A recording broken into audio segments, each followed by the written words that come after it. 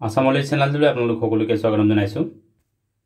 আজি ভিডিঅ'ত কেইটামান গুৰুত্বপূৰ্ণ জিকে উল্লেখ কৰা হ'ল। ভিডিঅ'টোৰ প্ৰথম প্ৰশ্নটো হৈছে মহাৰাণা প্ৰতাপ কোন সাম্ৰাজ্যৰ ৰজা আছিল? উত্তৰ মেৱাৰ সাম্ৰাজ্য। আৰৱ সাগৰৰ লগত কোনখন দেশৰ উপকূলীয় সীমাৰ দৈৰ্ঘ্য আটাইতকৈ দীঘল? উত্তৰ ভাৰতৰ। কোনখন ৰাজ্যক অতীতত কলিংগ আৰু উৎকল নামেৰে জনা গৈছিল? উত্তৰ উৰিষ্যা ৰাজ্য।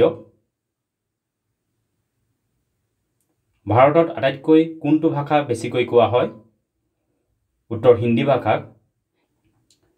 হিন্দী ভাষাৰ পাছতে ভাৰতত আটাইতকৈ বেছি কোৱা ভাষাটো হ'ল বেংগলী। মাটিকালিৰ দিশত ভাৰতৰ দক্ষিণ দিশত থকা অৰ্থাৎ সাউথত থকা আটাইতকৈ ডাঙৰ ৰাজ্যখন কি? উত্তৰ কৰ্ণাটক।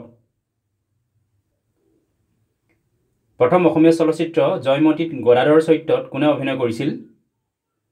উত্তৰ ফুনু বৰুৱা। আনহাতে জয়মতী চৰিত্ৰত অভিনয় কৰিছিল আইদেউ সন্দিকৈয়ে। এই ছবিখন জ্যোতিপ্ৰসাদ আগৰৱালাই 1935 চনত নিৰ্মাণ কৰিছিল। মানৱ দেহত পোৱা আটাইতকৈ দীঘল কোষ বা চেল কি? উত্তৰ স্নায়ু কোষ। ইয়াক নাৰ্ভ চেল বা নিউৰন বুলি কোৱা হয়। ভাৰতীয় ৰাষ্ট্ৰীয় পক্ষী ময়ূৰ চৰাইৰ বৈজ্ঞানিক নাম কি? উত্তৰ পেভো ক্ৰিষ্টেটাছ। ভীষ্মকনগৰ এই পুৰাতাত্ত্বিক স্থান অৰ্থাৎ আৰ্কিঅলজিকেল ছাইট অৰুণাচল প্ৰদেশৰ কোনখন জিলাত অৱস্থিত? উত্তৰ লোৱাৰ দিবাং ভেলী ডিষ্ট্ৰিক্টত অৱস্থিত। পাক শব্দটো কি খেলৰ লগত জড়িত?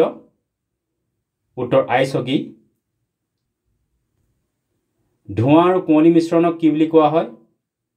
উত্তৰ স্মগ।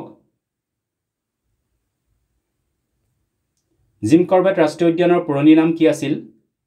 উত্তৰ খেইলি ৰাষ্ট্ৰীয় উদ্যান। এই ৰাষ্ট্ৰীয় উদ্যান আছে উত্তৰাখণ্ডত।